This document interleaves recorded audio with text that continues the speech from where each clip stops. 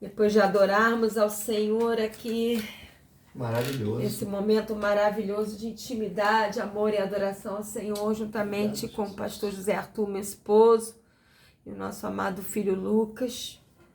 Vamos agora ler e estudar um pouquinho a palavra. Não é pregação, é compartilhar, né? Vamos ler a Bíblia juntos em Oséias capítulo 2.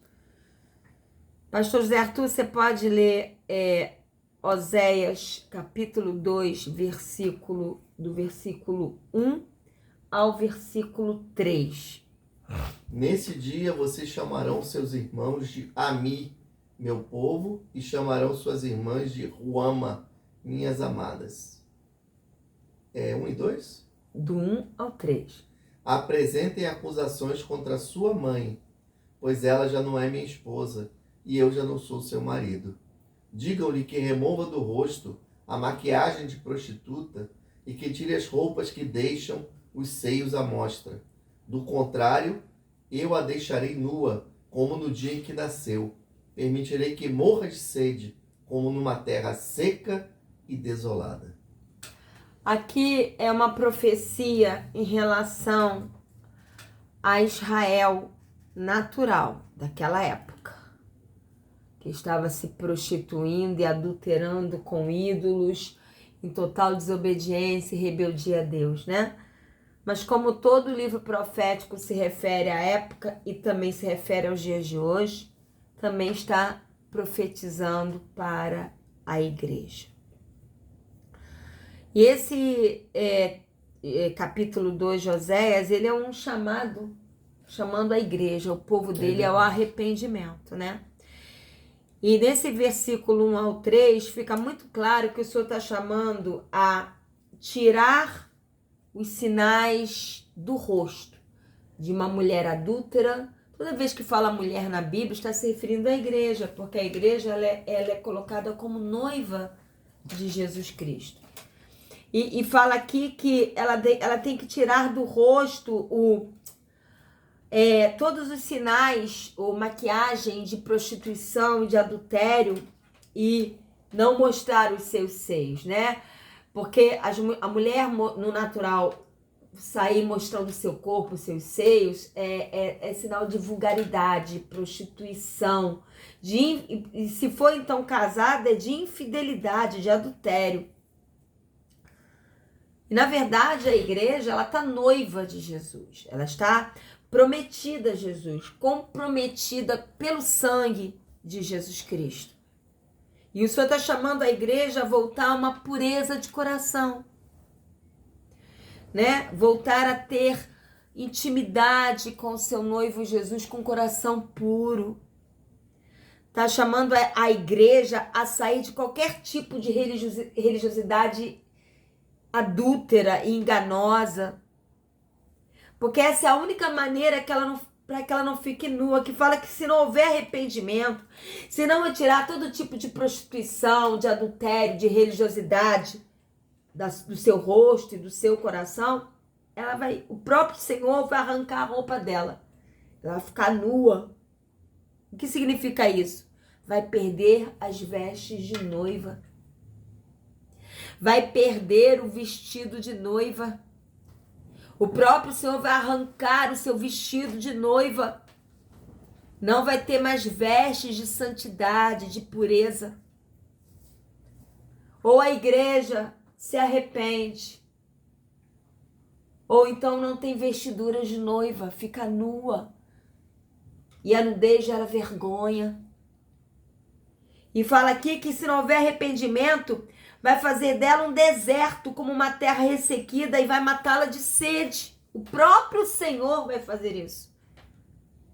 Fala de quê? Que se não houver arrependimento, o nosso coração fica como um deserto, seco, árido. Nós morremos de sede, não experimentamos mais a vida de Deus. É isso que esse versículo 1 a 3 de Oséias 2 está falando. Lucas, você pode ler Oséias capítulo 2, versículo 4 a 6. Não tratarei com amor os seus filhos, porque são filhos de adultério. A mãe deles foi infiel, engravidou deles e está coberta de vergonha. Pois ela disse: irei atrás dos meus amantes, que me dão comida, água, lã, linho, azeite e bebida. Por isso, bloquearei o seu caminho com espinhos. Eu a cercarei de tal modo que ela não poderá encontrar o seu caminho. Veja, tudo isso é figurado. Os filhos do adultério é porque uma igreja adúltera, prostituta, vai gerar filhos adúlteros, prostitutos, prostitutas. Porque é isso que ela vai conseguir passar. A infidelidade da igreja gera uma geração infiel. E essa prostituição, esse adultério, quando eu falo de prostituição cultural, prostituição espiritual, não estamos nos referindo a sexo, estamos nos referindo a posicionamento, né? Essa prostituição espiritual, esse adultério espiritual gera vergonha, como já foi dito. E mesmo com esse apelo ao arrependimento, Deus usa o profeta Oséias para mostrar que como é que a igreja, como é que o povo naquela época e como a igreja hoje está agindo. Está trocando estar com Deus em santidade para ir atrás dos seus amantes. Quais são os amantes da igreja hoje em dia? O sistema mundano, as ofertas do sistema mundano, as ofertas da religiosidade, a busca pela prosperidade, pela fama e pela glória humana, o materialismo, são os amantes. E a igreja está indo atrás desses amantes para ter comida, água, lã, linho, azeite, bebida, buscando coisas materiais e esquecendo de buscar primeiro o reino de Deus. E se a igreja não se arrepender disso, o próprio Senhor vai bloquear o caminho da igreja com espinheiros. E ela ficará perdida, como sem caminho. O Senhor está nos chamando ao arrependimento, de deixarmos de ser uma igreja religiosa, adúltera, como exemplos dos antepassados que morreram no deserto. Mas que voltemos a ser uma noiva comprometida de todo o coração, com a nossa vontade, submissa à vontade do Senhor e aos ensinamentos de Jesus Cristo. Que paremos de viver em torno de busca incessante de só bênçãos materiais, nos rendendo a ofertas tentadoras desse sistema mundano e religioso. Que paremos de negociar o verdadeiro cristianismo por causa de aquisições materiais que vão ser queimadas pelo fogo. E mostra que o fim dessas escolhas religiosas e adúlteras, materialistas, traz espinheiros no nosso caminhar. E eu fui pesquisar sobre os espinheiros. Os espinheiros são árvores, né? Pequenas árvores que não produzem alimento nenhum, não fazem sombra e só causam feridas. Uma igreja adúltera, religiosa, prostituta, que não tem intimidade com o Senhor, ela é como um espinheiro. Ela não produz alimento, não gera sombra e é ferida e fere os outros. Você pode ler pra gente, pastor, Lucas, capítulo 6, deixa marcado Oséias, que a gente vai voltar depois. Lucas, lá no Novo Testamento, Evangelho de Lucas, capítulo 6, 43 ao 45. Uma árvore boa não produz frutos ruins, e uma árvore ruim não produz frutos bons. Uma árvore é identificada por seus frutos. Ninguém colhe figos de espinheiros, nem uvas de arbustos espinhosos. A pessoa boa tira coisas boas do tesouro de um coração bom, e a pessoa má tira coisas más do tesouro de um coração mau, pois toda a boca fala do que o coração está cheio. Olha só, a gente conhece a árvore pelos frutos, mas o que fala aqui, ninguém consegue colher figos nem uvas de espinheiros. Espinheiros falam de vidas que não conseguem dar figos. E o figo na Bíblia é uma fruta relacionada à cura. Tanto que, não precisa ler, vocês abrem e leiam depois, lá no livro do profeta Isaías, capítulo 38, versículo 21, eles faziam pasta de figos para curar feridas, para colocar em feridas. Então o figo, ele aponta para a cura. Se a igreja se torna um espinheiro, ela não dá figos, ela não é instrumento nem para curar e nem é curada. Então, a igreja que é um espinheiro, ela é formada por vidas adoecidas no seu espírito, na sua alma, por causa da escolha de pecar, de ser religioso, de falta de arrependimento. E essas feridas se tornam incuráveis e não podem gerar cura em Deus em outras vidas. Pelo contrário, por estarem adoecidas, acabam adoecendo outras vidas. Você pode ler pra gente, Lucas? Evangelho de Mateus, capítulo 7, versículo 17.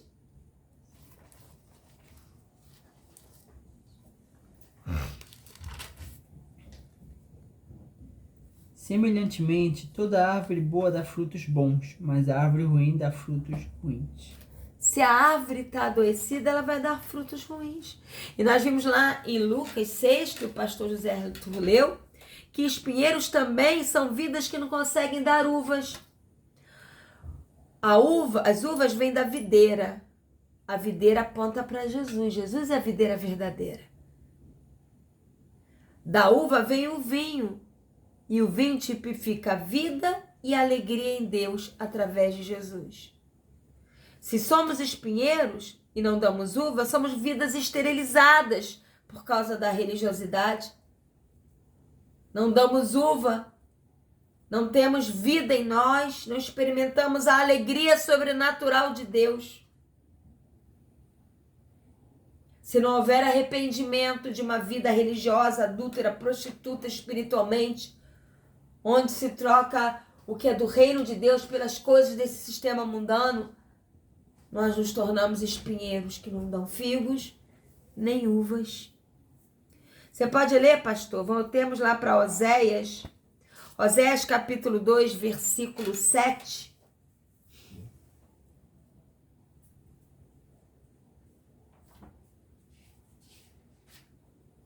Oséias, né? Capítulo 2, versículo 7.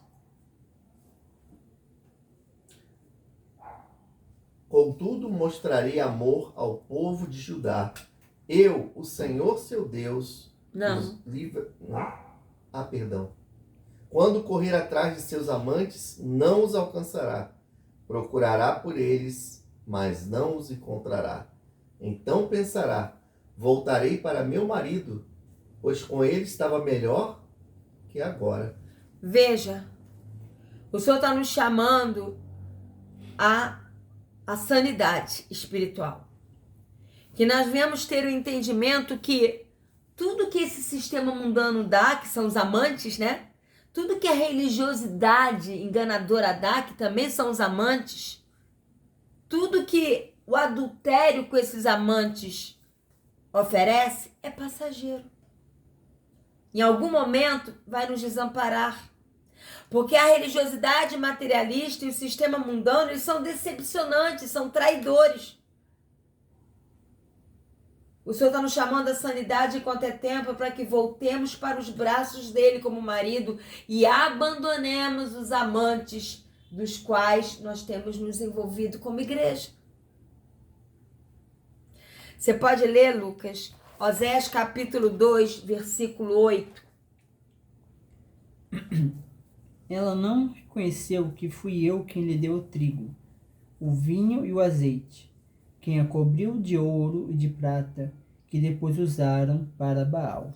Veja, esta mulher que representa o povo naquela época e representa a igreja hoje, o próprio Senhor deu a ela trigo, trouxe palavra genuína, alimentou. Deu a ela o vinho, vida de Deus através de Cristo. Deu a ela o azeite, a unção do Espírito Santo. Cobriu ela de ouro, a glória de Deus, e de prata, salvação em Cristo. Para depois ela pegar tudo isso e usar para Baal. Pegar tudo que Deus deu e usar para idolatria das coisas deste mundo.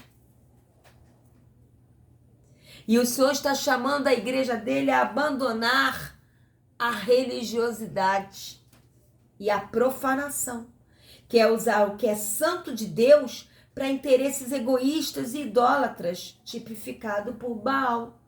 Baal são os interesses egoístas e idólatras que usam o que Deus deu, o que é santo, e profana.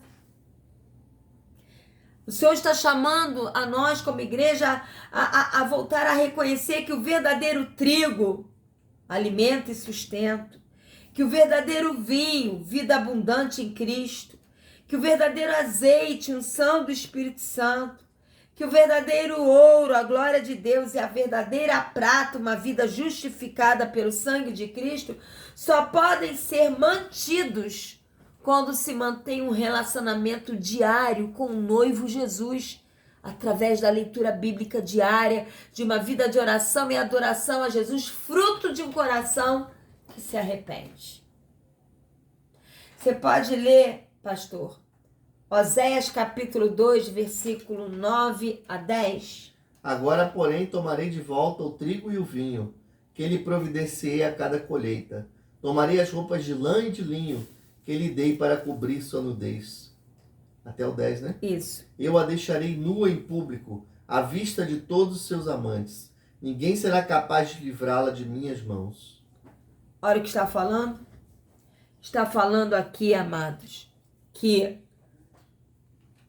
na verdade, quando ele fala aqui que ele vai tirar a lã e o linho, vai deixar a igreja nua, a igreja idólatra, a igreja prostituta. Não estou falando dos remanescentes da noiva, estou falando parte da igreja que não se arrepender, ela vai ficar nua, ele vai arrancar dela o linho. Lembra? As vestes da noiva é feito de linho finíssimo, que são os atos de justiça dos santos. Se não houver arrependimento, não tem direito à vestimenta de linho, que são as vestes nupciais. E é que fala que ele vai expor a lascívia dela, o adultério, a prostituição dela. Todos vão ver, inclusive os amantes do mundo. E ninguém vai poder livrá-la das mãos do Senhor. Isso fala do quê? Do juízo final. E o Senhor quer que entendamos que Ele faz distinção entre a genuína igreja, que é a noiva de Cristo, e a igreja religiosa, adúltera, profana. E essa igreja que não se arrepende, que permanece religiosa, adúltera e profana, será exposta, será julgada. Enquanto a verdadeira igreja, a noiva de Cristo, será arrebatada e viverá eternamente na presença de Deus. Amém. A igreja religiosa, adúltera, perderá suas vestes de noiva, porque desprezou o verdadeiro trigo, desprezou o verdadeiro vinho, e vai passar pelo juízo final e pela condenação ao lago de fogo e enxofre. Você pode ler, Lucas, Oséias, foi você que leu agora por último, Lucas? Não, então você, Lucas. Oséias capítulo 2, versículo 11 a 13.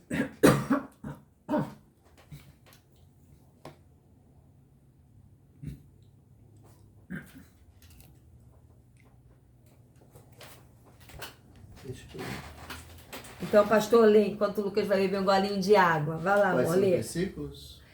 Oséias capítulo 2, versículo 11 a 13. Acabarei com suas celebrações, com suas festas de lua nova e seus sábados, com todos os seus feriados.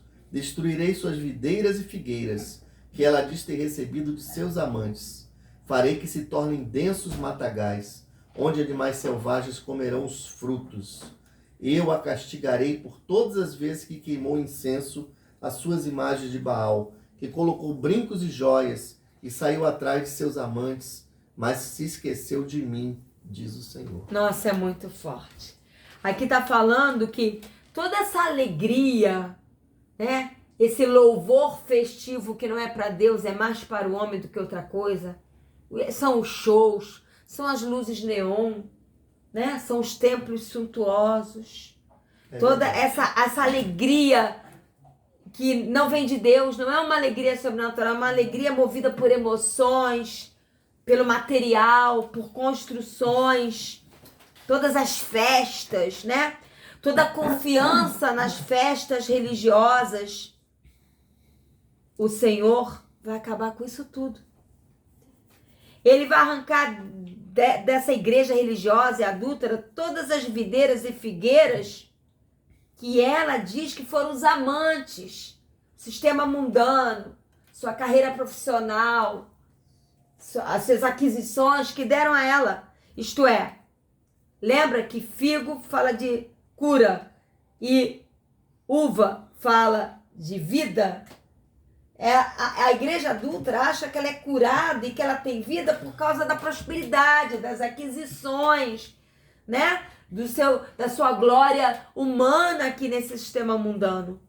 E ele fala que isso tudo será arruinado e ela vai se tornar como um matagal, cheio de animais selvagens devorando ela. Isto é, vai cair nas mãos de demônios que vão destruí-la. E ele fala que o próprio Senhor vai castigá-la se ela não se arrepender. Por toda a idolatria. Incenso fala de oração e adoração, que era para Deus, ela usou para idolatria. Orações que giram em torno só das necessidades humanas. Adoração a líderes, a templos, a estruturas religiosas, a carreira profissional. O Senhor é que é digno de nossas orações e adoração, e a igreja adúltera, a igreja prostituta pega as orações e a adoração que era para o Senhor, para glorificar ao Senhor, e usa para a idolatria, para as coisas deste mundo, se esquecendo do Senhor. E nesses dias o Senhor está chamando a igreja ao arrependimento, para que, como igreja, entendamos que Deus vai julgar todo apego a uma religiosidade que vive de aparência. Deus vai julgar todo o comércio feito com aquilo que foi dado de graça e pela graça de Deus em Cristo. Né? Comércio da palavra, comércio do louvor.